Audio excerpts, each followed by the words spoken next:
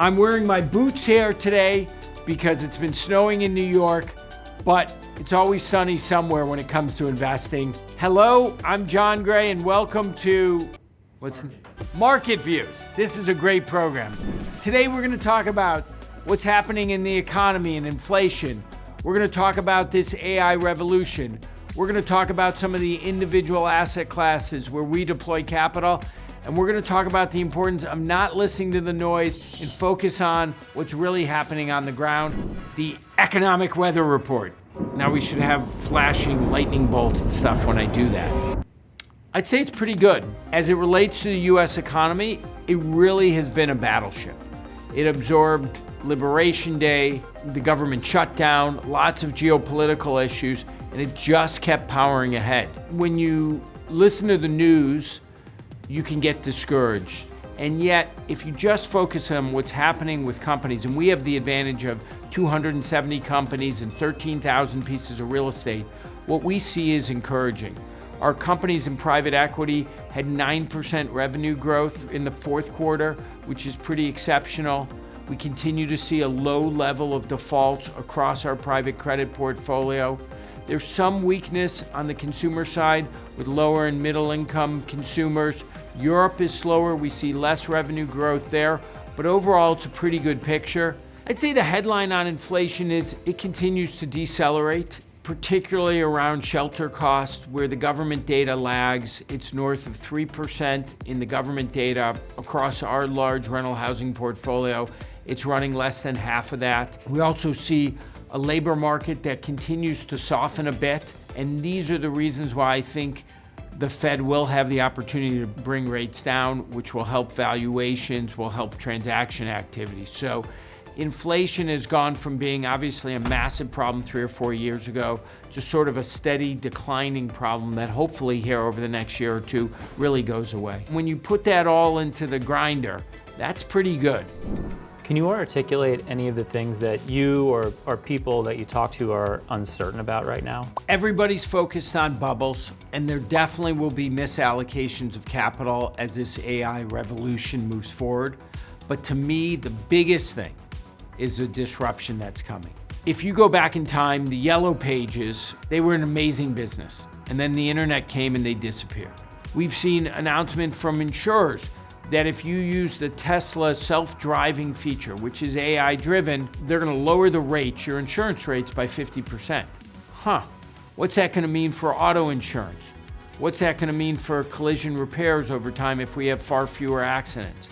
So I think anticipating the kind of change that can come is probably the most important thing we as investors can do. This is a great entry point for real estate investing. I think we're getting closer to the steeper phase of the recovery. It has been a 4-year period that's been pretty tough, and now what we're seeing is a bunch of green shoots that are emerging in real estate. Because we're not building as much, we're starting to see improved fundamentals. So in the fourth quarter, in our Link Logistics portfolio, we saw the best leasing volume ever, up 38% year on year. We've seen terrific performance in our real estate credit area as fundamentals have improved and loans have gotten refinanced. We saw the best office leasing volume in New York City going back to pre-COVID periods. It's been 6 years since we've seen these kind of volumes. Again, another positive sign. Transaction activities up 21% in real estate in 2025 over 24. And so you can feel the tumblers start to fall into place there. That will be very positive, we think, for real estate over time. And investors have this habit of driving their car looking backwards, and you want to be looking ahead. And real estate clearly makes the case for that. In private equity, we've been through a period of time where transaction activity really slowed. And now we're seeing it start to pick up. Many people have been holding assets for a long period of time, be it businesses, families, other private equity sponsors.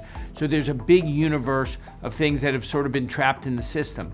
And as that starts to move, that creates opportunity. It does remind me a little bit of the 2013-14 period where after sort of a painful downturn and then a recovery, we had a whole rash of companies we took public. Transaction activity started to pick up, And that reminds me of that period we are in now. It feels like a good moment to be deploying capital in the space. And when I just look at the memos I read, I feel pretty good about the investment environment we're in today when it comes to private equity. Power, power, power. Power.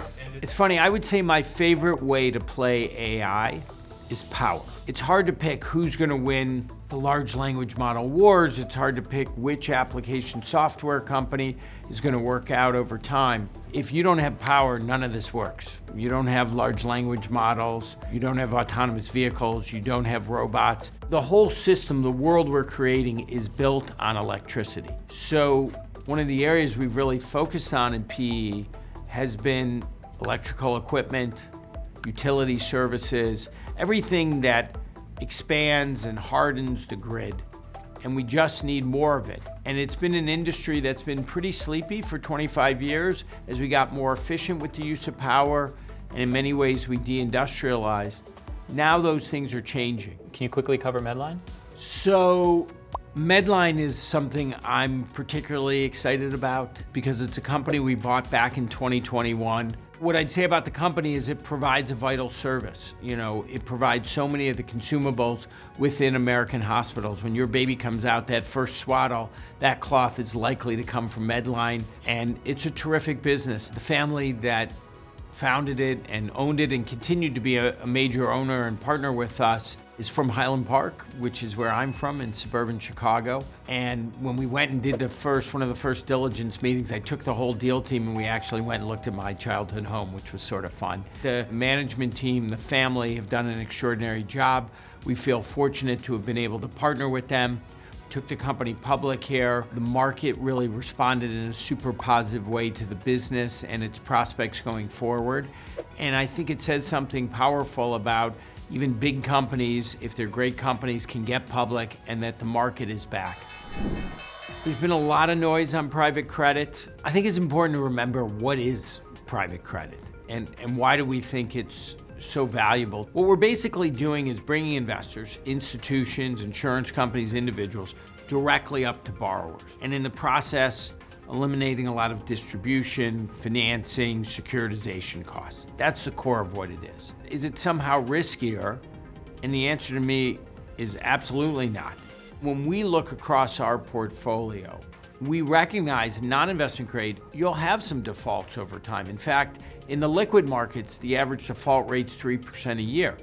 The question is, can you produce differentiated returns? We've done that in direct lending for 20 years because, again, of this farm-to-table model, and we think our ability to pick bigger, better companies.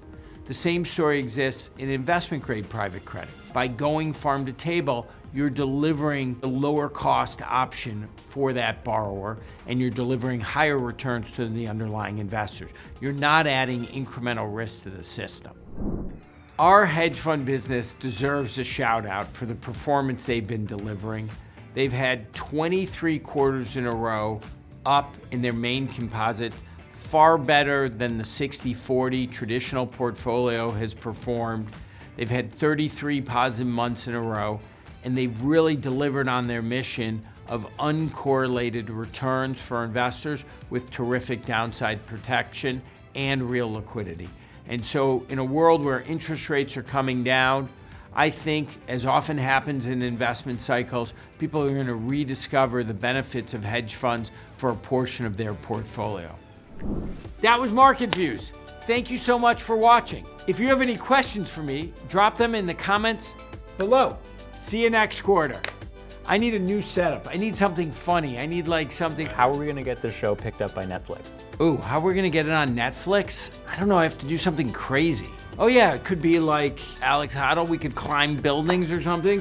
345 is much shorter than Taipei 101.